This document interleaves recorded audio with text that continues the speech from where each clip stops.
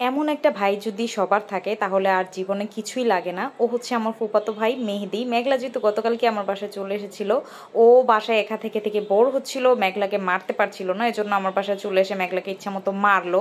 তারপর বলল যে কি রান্না করবে, আমি বললাম যে মুরগি রান্না করবো আজকে। বললো যে দে সব কিছু আমি রান্না করে দিই।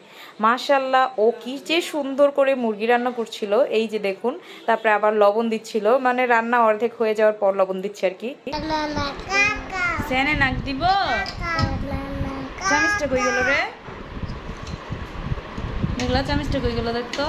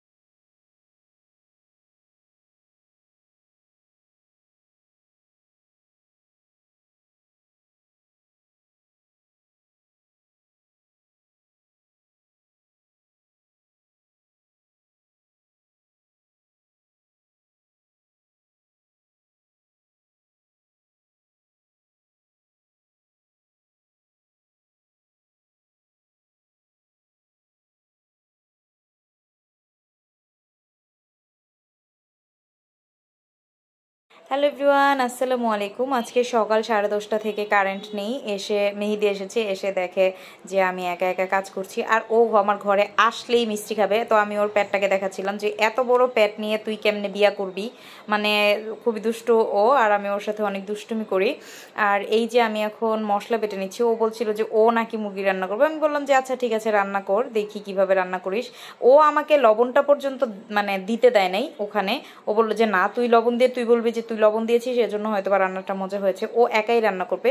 এখানে হচ্ছে ওকে আমি আদা রসুন আর হচ্ছে গোলমরিচ, একটুখানি জায়ফল, তারপরে হচ্ছে দারুচিনি এলাচি বেটে দিয়েছি, শুকনা মরিচ সহ বেটে দেওয়ার পর ওই মশলাটা আর কি মুরগিতে ব্যবহার করবে। বিশ্বাস করেন এই মশলাটা আপনি গরুর গোস্ত হোক, মুরগির গোস্ত হোক, খাসি হাঁস যে কোনো গোস্ততে একটাবার ব্যবহার করে দেখবেন, আপনারা একদম পুরো টাসকি খেয়ে যাবেন। মশলাটা এত বেশি মানে স্মেল করে, গোস্ত তরকারি হোক সব কিছুতে হোক। কিছুই না, একদম সিম্পল, সবার ঘরে এটা আছে। গোলমরিচ, দারুচিনি, এলাচি আর হচ্ছে আপনার শুকনা মরিচ। জায়ফল দিলে দিবেন, না দিলে নাই। গোস্ত তরকারিতে জায়ফল আমরা দিই যেন গোস্তটা খুব তাড়াতাড়ি সেদ্ধ হয়। তো এখানে অর্ধেক ওর মুরগি রান্না শেষ। তারপর ও লবণ দিচ্ছিল, আমি বলছিলাম যে আজকের খাবারটা খাওয়া যাবে কিনা আল্লাহ জানে। তো এখানে ও বলছিল চুপ থাক, তুই কোনো কথাই বলবি না, তুই যদি মাঝখানে কথা বলিস তাহলেও বলবি যে আমি মাঝখানে কথা বলেছিলাম, এই জন্য হয়তো বা তরকারিটা মজা হয়েছে। তো এদিকে মেঘলা আবার ওকে রাগাচ্ছিল যে পেঁয়াজ ছিলে দিয়েছে জারিফ জাবের। আসলেও জারিফ জাবের পেঁয়াজ ছিলে দিয়েছে আমাকে। ওরা খুব সুন্দর করে পেঁয়াজ ছিলতে পারে, এজন্য ওদেরকে আমি পেঁয়াজ দেই, যখন আমি কাটাকাটি করি ওরা পেঁয়াজ ছিলে দেয়। এখানে আমি রুই মাছের ডিম দিয়ে আলু ভাজা করছিলাম, আর হচ্ছে আজকে ছোটো মাছ রান্না করব। গতকালকে ছোটো মাছ এনেছি কিন্তু গতকালকে রান্না করিনি। এদিকে তো আমার জিভের পানি একদম লক লক করছিল ছোটো মাছ খাওয়ার জন্য। তো এই তো রুই মাছের ডিম দিয়ে যে আলু ভাজা করেছিলাম, এই আলু ভাজাটাও অনেক বেশি টুকু মজা হয়নি, একটুও মজা হয়নি। মানে এখন থেকে আমি আমার রান্না সব কিছুতে বলবো যে মজা হয়নি। আমার নিজের রান্না, অন্যের রান্নার প্রশংসা অবশ্যই করব। তো এই যে এখানে গুঁড়া মাছ রান্না করছিলাম, এগুলোকে আমরা গুঁড়া মাছ বলি, পাঁচমিশালি গুঁড়া মাছ, ছোট মাছ বলি না। আমাদের এলাকার ভাষায় আমরা গুঁড়া মাছ বলে শান্তি পাই, এই জন্য গুঁড়া মাছ বলি। তো মাছটাকে কষিয়ে নিলাম আলু আর পেঁয়াজের ভিতরে। মাছটাকে কষিয়ে নিয়ে আমি কিন্তু ইলিশ মাছ আর গুঁড়া মাছের ভিতরে কখনো আদা বাটা ইউজ করি না, মানে আদা রসুন বাটা।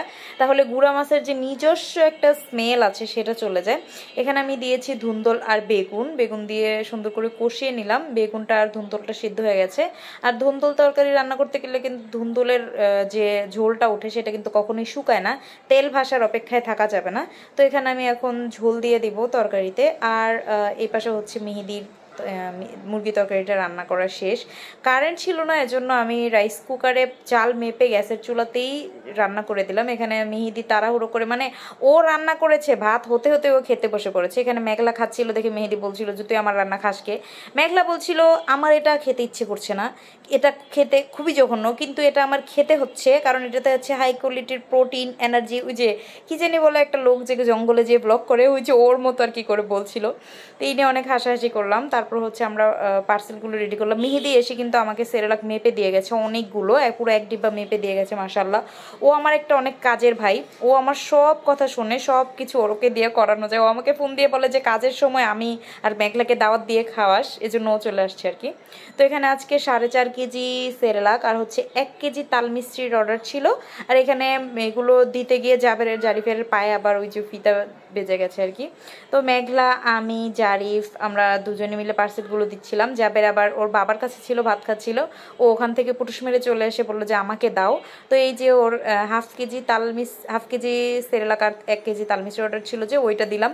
ও ওটা নিয়ে বালতিতে ভালো করে রাখতেই পারলো না। আমার জারিফ বাবাটা কিন্তু মাশাআল্লাহ অনেক বেশি কাজের, ও খুব সুন্দর করে পার্সেলগুলো অর্গানাইজ করে দেয়। আর এই যে ওকে আমি বললাম যে রিসিপ্টটা দাও, ও দেখুন রিসিপ্টটা কিন্তু উপরে রেখে দিলে ও পারতো, ও সুন্দর করে ওই যে বালতির ভিতরে গুজে দিয়ে চলে আসলো। আর জাবেরের কাছে যদি রিসিপ্ট দেওয়া হয়, ও একদম মানে দুমড়ে মুচড়ে রিসিপ্টটাকে একদম কুচকিয়ে ফেলে।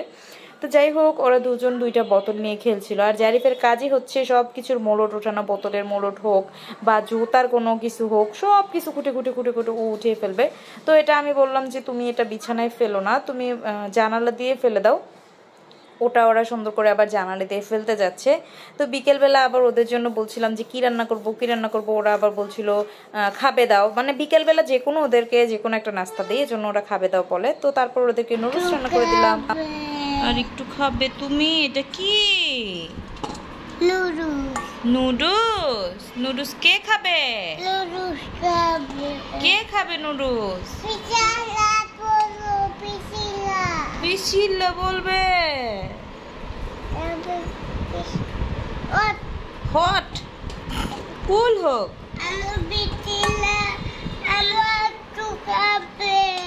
কুল হোক,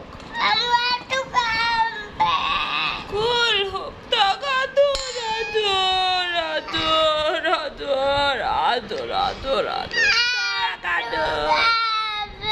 আদর কুল হোক বাবা, কুল হোক।